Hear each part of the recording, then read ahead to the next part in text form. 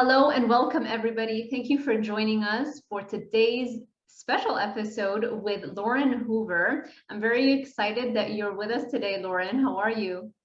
I'm doing fantastic. Thank you so much for having me, Sarah. Thank you. Okay, so Lauren, can you share a little bit of a background about your weight and then how you decided to participate in a competition? Which division was it? So I did figure for my first show. Yep, NPC. So background history. When I first started to lose the weight, before I decided to do a show, I was 230 pounds at 5'3". Very unhealthy. I didn't have any medical ailments. It was nothing that, would have caused me to gain this weight except for myself. Why would you say you had excess body fat on your frame? I think it was a culmination of things. It started in high school. I started to gain weight. I was never really given the education on eating healthy. I would eat emotionally was a big problem. Binging, especially when I was upset. I'm not the person that's not going to eat. I would eat my emotions and everything that I would see. I was in the military and prior Army, and during that time, I was able to kind of maintain. Towards the end of my service, I slowly started gaining weight, and then 3 kids later, I was 230 pounds. So that was definitely. So what was your age when it started? You said high school, but exactly around what age? Probably around 16 was when it started, in my junior year of high school, when I really started to notice that I was starting to gain some weight. Okay. All right. So that's the history. And then 3 kids later and a full-time job. A full-time job, 3 kids later. I have some serious bouts of depression in between that, which later I find out is bipolar 2 disorder. And I hit a brick wall, and it kind of jolted me when I went to go get life insurance. And they didn't deny me, but my premium was going to be extremely high because, of course, I was considered obese at that weight. And I decided that I needed to do something to change that. I see. So that was what year when you decided that you needed a change? That was 2019. And it was about a year and some change after my last child. Okay. And how old were you then? 2019. Oh, that's a good question. How old are you now? I'll be 34 this year. So okay, yeah. So 3 years ago, so 31. Yeah. Okay. And so you decided you needed to make a change. Had you attempted any diets beforehand? I did, and I had rebounded horribly. With my second child, I had kind of gone down the path of protein shakes, meal replacements. And after about 40 pounds at that point, I lost, and probably lasted about 8 months. And then I started gaining the weight back because I fell off. It wasn't sustainable. That's not, meal replacement shakes are not something you can do for the rest of your life. No. And of course, there's, underlying mental health issues too that contribute to that. And if you don't take care of the binging and you don't take care of the triggers and the stress, then it's not going to be sustainable for you. So that was a problem with that. I've tried the If It Fits Your Macros. Another problem with having the binging or the stress, when you keep those things that trigger you in your life, you're going to go right back to them at the end of the day. So there were about 2 times in the past that I tried to lose the weight and just didn't keep it off for a long period of time. Okay, so what did you do differently in 2019 when you decided it's time to do this, like the right way? First, I started slow. I didn't try and just dive right in as I had done in the past and cut everything out of my life and start this extreme, rigorous, training. I started slowly with some training. And then as it went, I started to find healthier alternatives for food. And then slowly over time, I started increasing my training. And it's just been one step at a time. It's been, they say a 1% increase or a 1% change. For me, it's been 0.5% even, just has helped keep me on that path and keep going. Right. Slow progress is still progress. Yes, correct. Yeah. And how is your diet right now? So after the gradual changes, how is your diet now, and how is it different compared to when you did If It Fits Your Macros? So right now, my coach has transitioned me into a keto diet, which is fantastic for my body. My body responds very well to keto. It's less inflamed. I have more energy. I need less sleep. My brain is sharper, which is a drastic difference from my previous prep that I went through. Okay, so the first prep that you did, because I remember we were talking before the interview, right? And I said that I discovered you on Colt and Taylor Milton's YouTube channel, and you were discussing that first competition. So that first competition, you did it If It Fits Your Macros?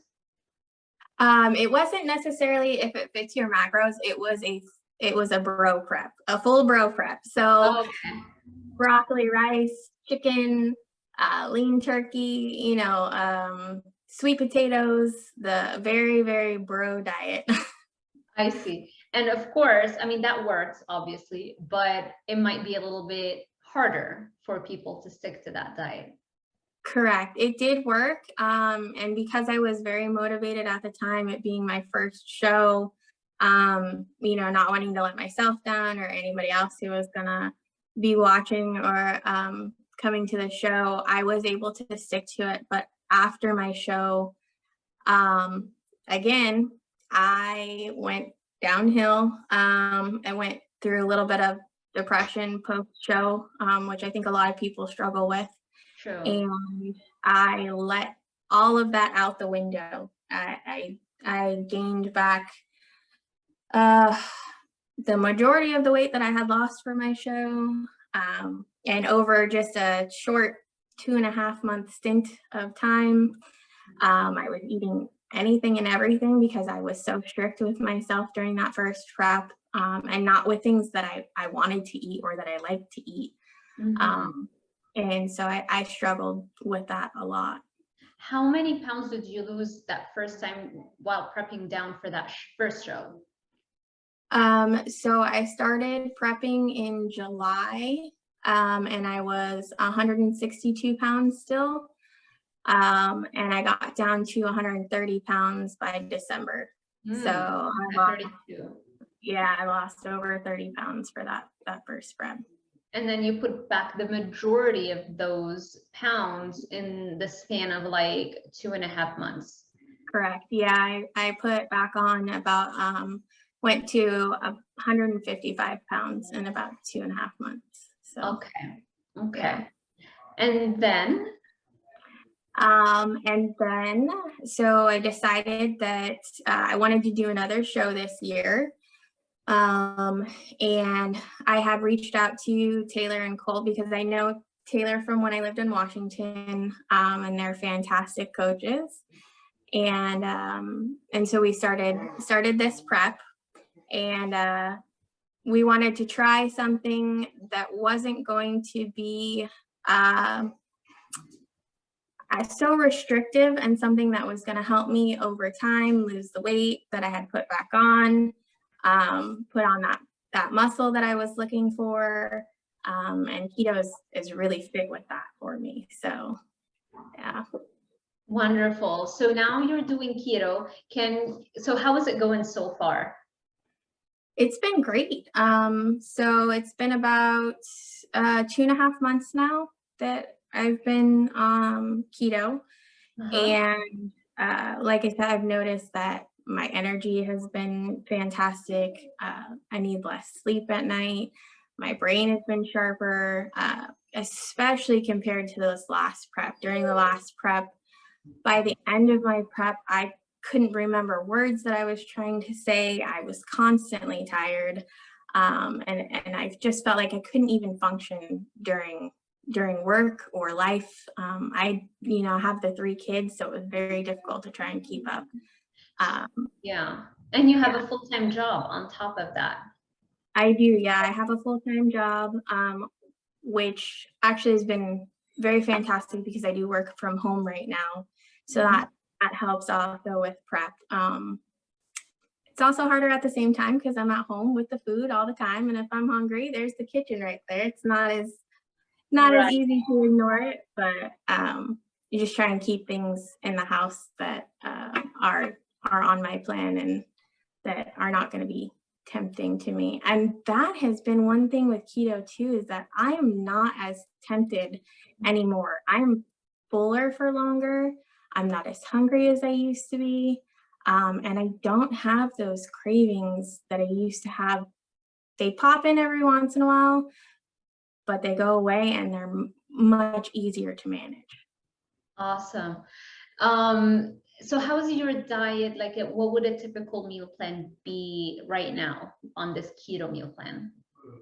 So a lot of it has been eggs and cheese.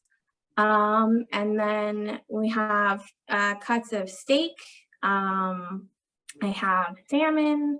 I have everything that I really love. So it's not like I'm depriving myself of, these meats or things that people would consider are unhealthy for you. Right.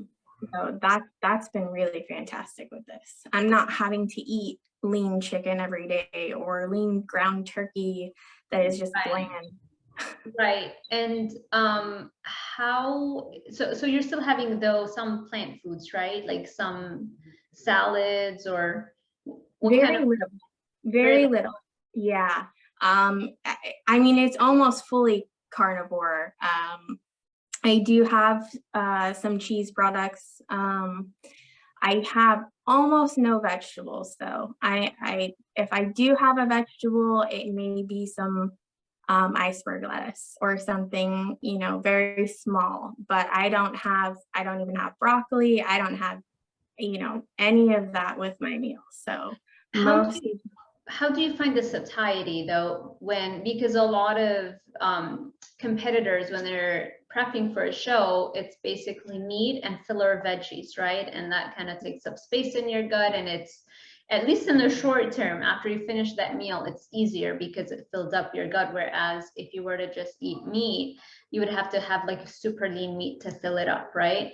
So how has your experience been in that regard? So far, it's been fantastic. I actually am less hungry now. I don't have to eat 6 meals a day like I was doing previously to keep myself full all day long. I eat twice. I eat about 10 o'clock in the morning and then 6 o'clock at night. And that's it. I have 2 large meals. And I'm full the entire day. I wake up a little bit hungry after it's, digested. But other than that, I'm not having to shovel food in my face constantly like I was my first prep to keep me full. So that's amazing. Only 2 meals a day. That's incredible. And how is your training? So training right now is about 2 hours a day. Very minimal cardio compared to what I was doing previously. Uh-huh. I'm about 30 minutes, and that's like a 10-minute warm up and then a 20-minute cool down. The rest of it is lifting. I felt really good so far, compared to where my calorie deficit is. Mhm. Um, versus last show, I at this point I was getting very tired. Um, I'm still a little tired, but that comes with being in a calorie deficit and training hard anyways. So, but I'm able to, push longer, and actually feel like I'm maximizing my workouts at this point. And do you know what your calorie deficit is right now? Um, so I'm in about a 550 calorie deficit at this point. 550. Okay. How many weeks out are you from the next show? Um, I'm 12 weeks out. And the great thing about what we're doing now with the keto is I'm not dropping 100 calories every single week. I'm Uh-huh. dropping maybe 25 to 50, and it could be every 2 weeks. Because as my body starts to slow down that progress or I start to stall, that's when we're changing those things. And it's a small amount at a time. So I'm not getting that, okay, all of a sudden we have to drop 150 calories off your plan, and now you're hungry again because your body was used to eating 150 more calories. So I see. So very minor deficits right now, but as we get closer to the show, we're gonna have to make that deficit a little bit more aggressive, just for a short period of time. correct. Um, and I'm assuming you have a plan in place for a reverse diet this time around. Yep, and I will be reversing out with Taylor and Colt, and that's going to go through December. So they're going to watch that. We're going to add calories slowly back in. Whereas last time I just went, Off the I don't want rails. to say it was balls to the wall, but I went balls to the wall with food. And I honestly couldn't tell you how many calories a day I was eating. It had to be well over 3,000 because I was eating everything and anything that I could get my hands on. So Right, right. very, very much focused on that reverse diet this time and Yeah, coming on the yeah, other side, yeah. not gaining back everything that I have worked hard for. Right, right. Because then instead of building for your next show, now you want to go back to chasing your last physique to drop down the body fat and then building on top of that. So you're just Correct. making it harder. But yeah, I mean, your experience was so common. I feel like most competitors struggle with that, especially if they're not prepared for that Yeah. reverse dieting phase and they're trying to wing it and trying to see maybe like that won't happen to them. But I feel like it's better to be safe than to be sorry because it just takes so much work to get back down to where you were. Absolutely. And I know a lot of people talk about it, and I had heard about it before I had even competed. But you always think to yourself, that's not going to be me. That's not how I'm going to do this, or I'm not going to feel that way. And I was in denial for a very long time. The first couple weeks, I was like, oh, I'm fine. I'll go back to it. Oh, I'm fine. I'll be all right. And it never happened. And it just kept getting deeper and deeper and deeper. So, yeah, Yeah. that's definitely something that, although people talk about it, you don't think that it's going to happen to you. But Yeah. I feel it does happen to the majority, especially first time competitors. Yeah, yeah, because we think to ourselves like the motivation is gonna come back in a couple of weeks. Like I know I'm not gonna let myself, and what we don't realize is that motivation dips the further we are from where we want to be. Like the more addictive foods you eat, then the you're going in the opposite direction of where you want to go. So motivation actually gets weaker and weaker. It doesn't get stronger just by the passage of time, right? It's only when you take that first step and go back and decide like, okay, tomorrow, or like you shouldn't wait for tomorrow. You should say like today, all of the rest of my meals I'm going to limit them to this amount of calories, like, or whatever goal that is 100% going to be doable for you in that state of mind. You know, it doesn't even have to be keto. Like it can just be, I'm just going to have rice instead of McDonald's, you know, like just actual steamed rice, you know, you can have that. And just taking that step in the right direction is going to give you that accomplishment is going to create that motivation. You have to create that motivation. And then the next day you set stricter, a little bit stricter, a little bit more challenging goals, and you know, so on and so forth, until you feel like your motivation goes back, and then you start to build momentum, and then you know. But yeah, like it's never, you're never going to be struck by a lightning bolt. It's never going to happen. Right. Yeah. And that goes back to those, you know, 1% changes. And I read a book last year called Atomic Habits, and that is, the whole book is about those 1% changes over time. Yeah. And it's true about the reverse. The more you feed those cravings, the more you eat, you know, whatever you want, the more you're going to crave that. And people ask me about prep all the time. You know, how do I say no to things, or how do I not crave certain things? Because the more I say no, and the more I don't do it, and the more I see results, the easier it gets for me. Very great. Yeah, I think you should say that again. Like the more you deploy discipline, the easier it gets. Like that resistance that people feel when they know that they should do better, but they're trying to make that decision, but it's just so hard to make that decision to eat better.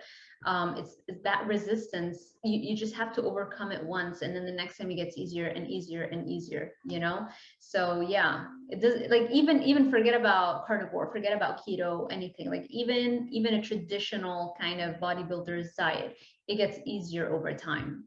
Yep. Yeah, absolutely. And my last prep, I went through Thanksgiving during prep, and that was right before my show. I went through my anniversary, I went through birthdays, and that was the one question. It's like, how do you say no to these things? Because as I say no, it gets easier to continue to say no. And that discipline just becomes stronger and stronger. And it becomes addicting almost. You know, you see the result and you're like, oh, I want more of that. So true, exactly. Like addiction, people think of addiction like this is this negative thing, but addiction is simply wanting to repeat the same. It's like when your brain releases dopamine and it tells your brain that this is good and you need to do this over and over again. And we can get addicted to exercise, we can get addicted to a good hobby. Like addiction in and of itself is a good thing. Only with drugs we trick our brains into thinking it's a good thing, and so this is why people think of addiction automatically of a negative thing. But you can develop positive addictions. Like you said, you can get addicted to the process, to the discipline. So yeah. And you mentioned the book Atomic Habits. It's a great book. I've read it also a few years ago by James Clear. I'm going to make sure I link it below for everybody. I highly recommend it, that everybody read this book. I wanted to ask you about depression.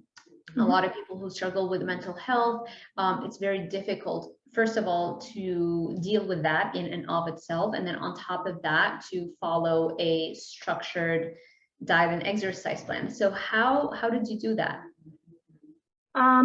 So before I started my last prep, when I would become depressed, so because of bipolar 2 disorder, I'll have mania and then I'll have depression. During mania, it's very easy. I feel like I'm on top of the world. I'm the best, you know, that I can do anything. And so it's very easy. But when the depression hits, I would still go through my cycles. I would still binge. I would sit in bed. I would, you know, just eat whatever. I'd be like, let's go get a pint of ice cream and just sit there and have the whole thing. With my last prep, that became a little bit easier as I did get diagnosed and I started medication.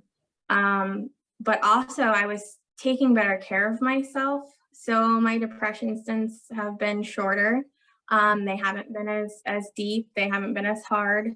And when I would go through that, what I try and remind myself is, and everybody says this, you're not always going to be motivated. What you have to do in those moments is have discipline. And you have to be able to see what's going to happen on the other side when you have that discipline. You have to have this internal motivation, essentially, that this is the end goal. This is what I need. I know that it's not easy to do right now. I don't want to get out of bed. I don't want to eat healthy, but this is why I'm doing it. And it was that would help me keep going. Now after the last prep and I'm in this prep, I know what to look for. I know when I'm kind of going downhill a little bit. And so I kind of just kick myself in my own butt and just say, listen, get up and do it. Like, you have to get up and do it. And the military helped a lot with that discipline for me.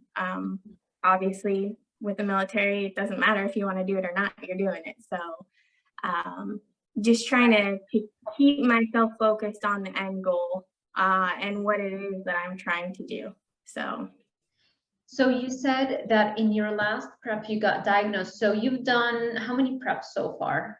This will only be my second.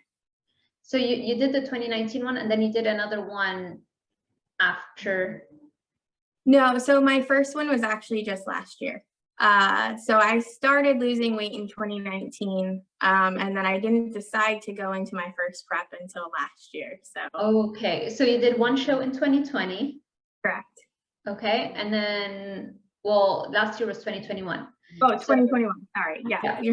Okay, so you did one show in 2021, and this is your second prep. Correct. Right now, where we're like 12 weeks out. So you got diagnosed literally prepping for that first show.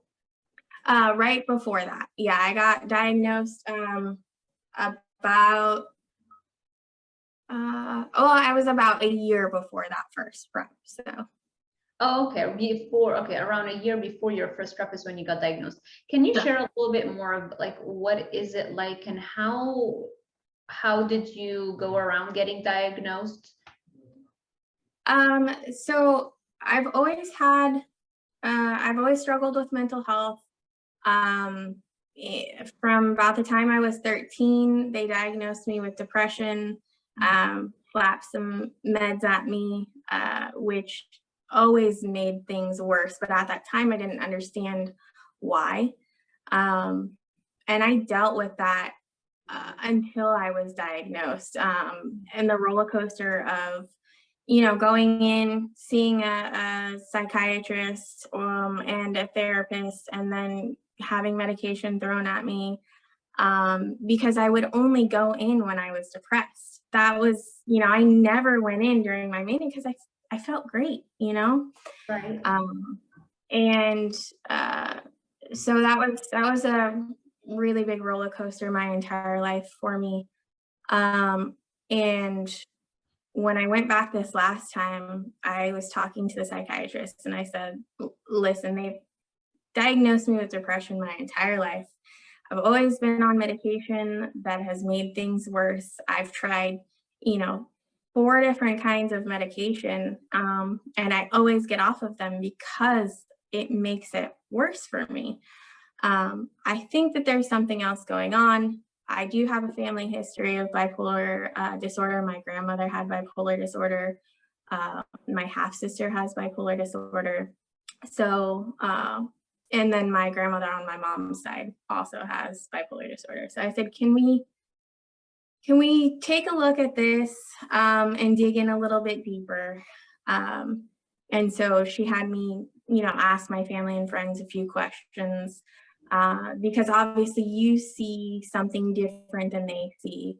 And it has to affect more than one aspect of your life. It can't just be at home, can't just be at work. It has to be in multiple aspects. So that's how we kind of went down this road of bipolar disorder. And then after she said, yep, I definitely think you have bipolar disorder, and this is probably why your entire life you not ever responded to, treatment. So started on medication, which had to slowly be titrated over 6 months.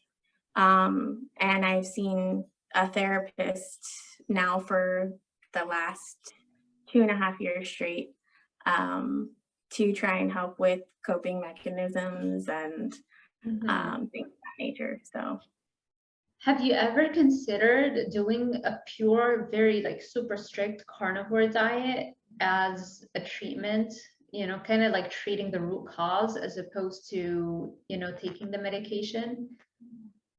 actually, Colton is very pro carnivore. And when I started with him, he wanted me to do carnivore, and I was willing to try it. And I had started, and about 3 weeks in, I broke down and I was like, I don't know if I can continue doing this right now. I was getting back on my medication because I made the mistake, and I've done this multiple times, of thinking that I can get off my medication, I'll be okay. Not really talking to my doctor about it, of course. And so I didn't stick to the carnivore for very long. However, I'm not opposed to trying that again at some point, because I do know there is a lot of benefits from the carnivore diet. And I know I saw your podcast episode, your YouTube episode with Colton Taylor, and you were talking about your cystic acne, and it cleared up that. And I've also noticed, just as I've gone keto, that my skin has gotten better, and so that's something that I'd definitely be open to doing. Yeah, that would be very interesting. I'll definitely be following your journey, and if you ever do that, like I'll make sure to pay attention and see how that goes. So you said that because you were getting off your medication, maybe that made it harder for you to stick to carnivore that first time around. Correct. Yeah, I had so after, actually it was right before the end of my last prep, right before my show, I decided, oh, I'm doing great. I don't need this medication, I don't think, anymore. I talked to my husband. I said, what do you think about me trying to get off my medication? And he was like, yeah, if that's what you want to do, sure.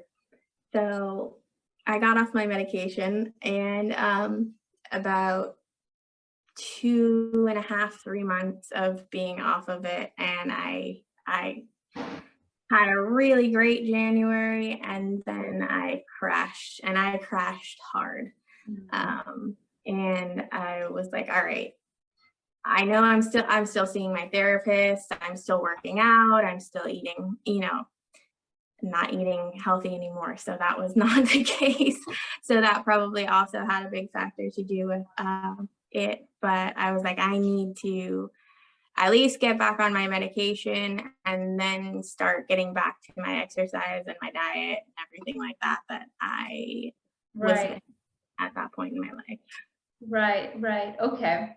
Yeah, it can be a lot of things like to put together, and doing carnivore, like a lot of carnivores will just do that and just focus on becoming a carnivore first, and then try to compete, as opposed to like doing it all at once. It can be a little bit too many things, although it also kind of simplifies things, because it's like, that's the only thing I eat, meats or animal foods, and I train. But there might be a little bit of an adaptation period in the beginning where you're not used to it. So you got to have a really strong reason. And I think in your case, you could find that reason. Obviously, mental health is huge. So, but yeah, I definitely am going to be following your journey, and we'll see how that goes.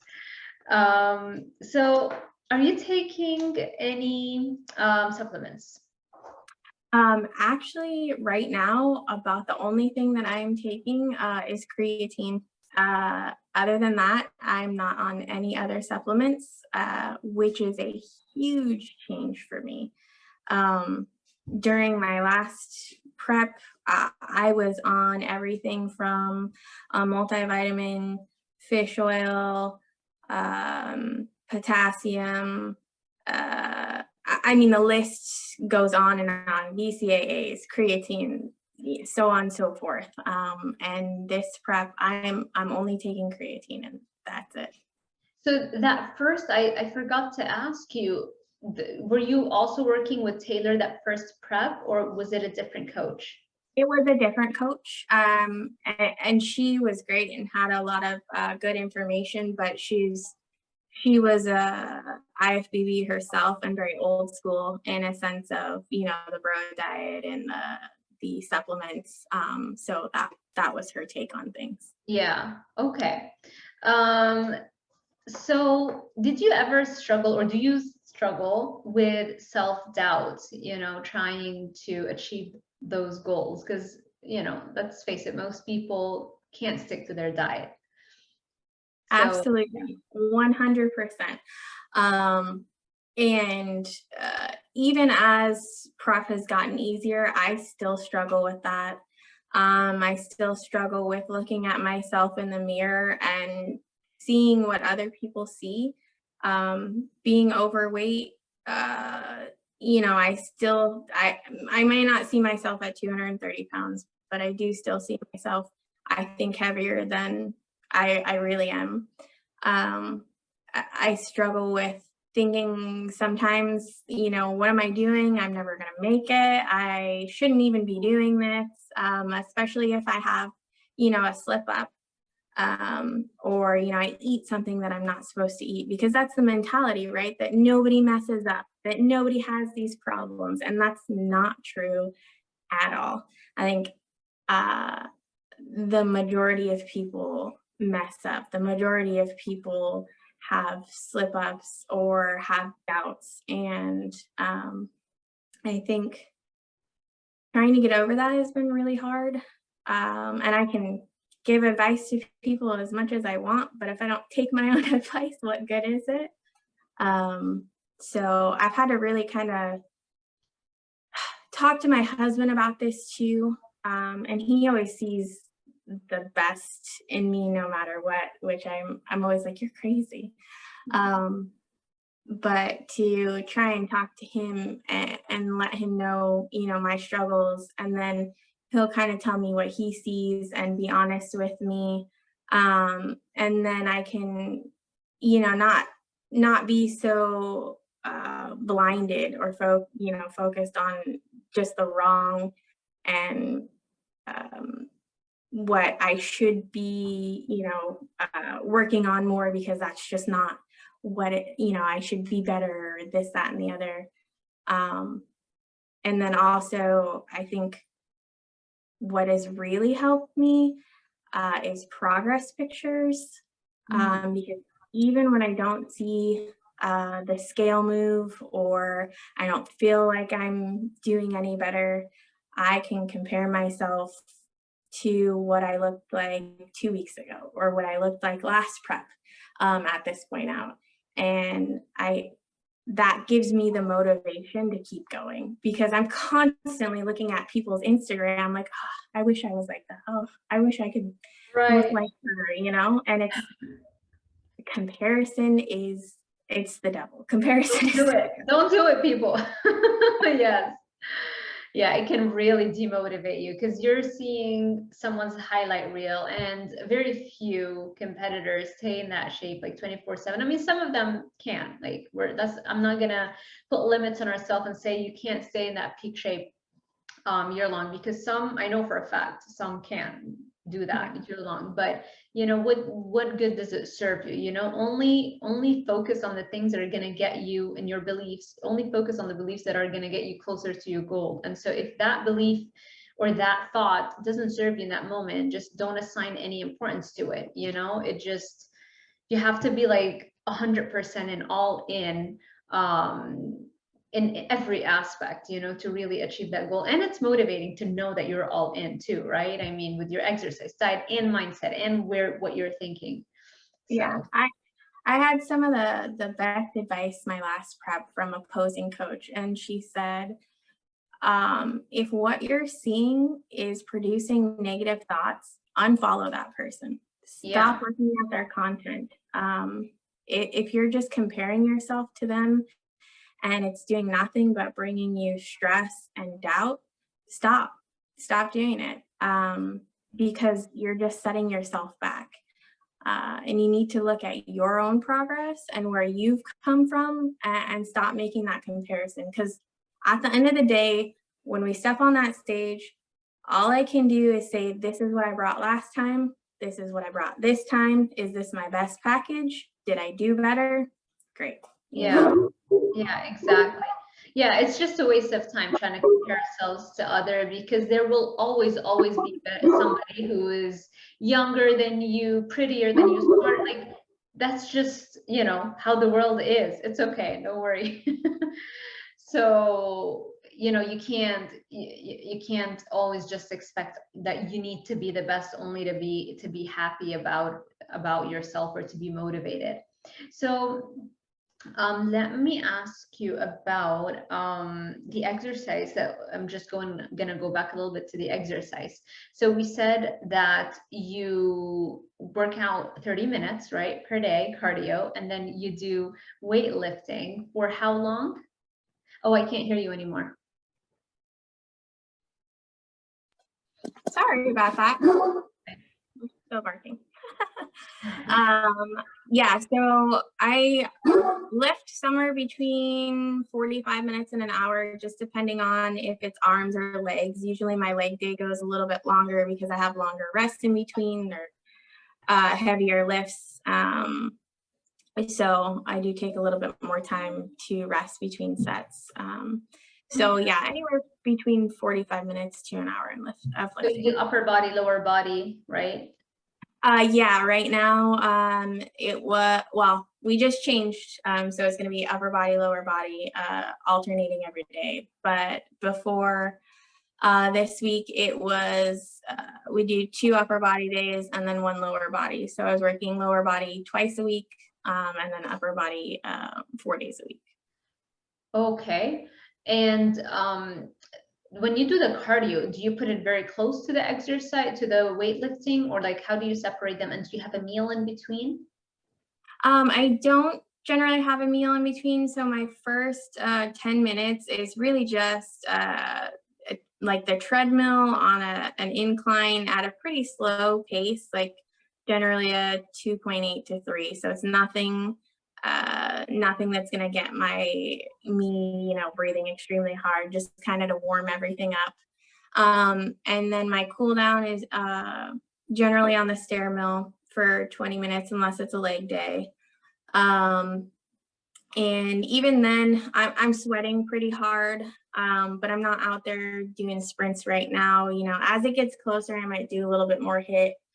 But it generally, it's, you know, I do my 10-minute warm up, I go lift, and then I'll do my 20-minute cool down right afterwards. So. Oh, I see. Okay. And you do that fasted? I have done it both fasted and not fasted. I do prefer fasted. And generally in the morning is best. I feel it just sets the tone for my day, makes everything run a lot smoother. But if I don't have time in the morning or I'm running short, I will work out in the afternoon, and it's not fasted. So. Right. Okay, well, that's great. And you do that, I'm assuming 6 days a week, right? Do you have a recovery day? Correct. Yeah, 6 days a week. Sunday is my recovery day right now, and I still do. I do active recovery, so it's just about 30 minutes of, you know, walking.